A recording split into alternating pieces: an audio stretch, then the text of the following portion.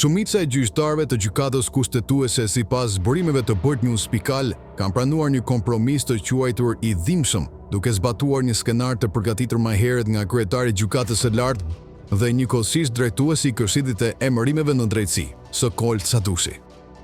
Ky vendim i marrë në datën 16 tetor 2025 i jep Sadushit kontroll mbi disa mandate kushtetuese, duke krijuar mundësi dhe ndikim të drejtë për drejtë në përbërjen e gjykatës më të lartë të vendit. Në thelb, gjyqtarët kanë pranuar të shkurtojnë një pjesë të mandateve të tyre për të justifikuar përfundimin e parakohshëm të detyrës për gjyqtarët Sonila Bejtja dhe Elsa Toska, ndërkohë që vendimi paracakton që mandati çdo gjyqtari do të nisë nga data kur është larguar paraardhësi i tij. Kjo praktik mbien ndesh me formën e mandatit të plot 9 vjeçar dhe bazohet në një nen të vjetër të ligjit organik, që ka humbur efekt që në vitin 2022. Si pasojë disa prej gjyqtarëve humbin vite të tëra në ushtrimin e funksionit, Sonila Bejtja dhe Elsa Toska humbasin nga 3 vite, Ilir Toska gjithashtu 3 vite, Marsita Xhaferdari dhe Fiona Papajorgji nga 1 vit, ndërsa Mariana Selimi dhe Gente Ibrahimi rreth 11 muaj.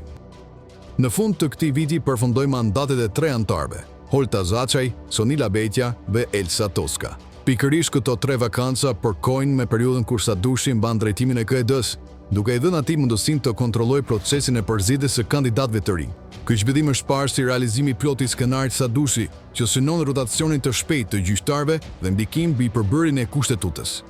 Ai tashmë drejton proceset për zëvendësimin e Zaçajt, Bejtjes dhe Toskës, duke konsoliduar kontrollin institucional. E në fund, mbetet pyetja thelbësore. Përse një trup e pavarur, si gjykata kushtetuese pranoi të ndërshtrojë një vullneti të një individi?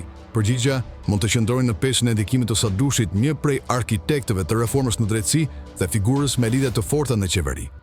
Sipas analizave, shumë gjyqtarë mund të kenë pranuar këtë kompromis me shpresën se bindja e treguar sot do të shërbente më vonë me poste të reja në sistemin e drejtësisë, duke e kthyer vendimin e kushtetueses në një akt më shumë politik se sa juridik.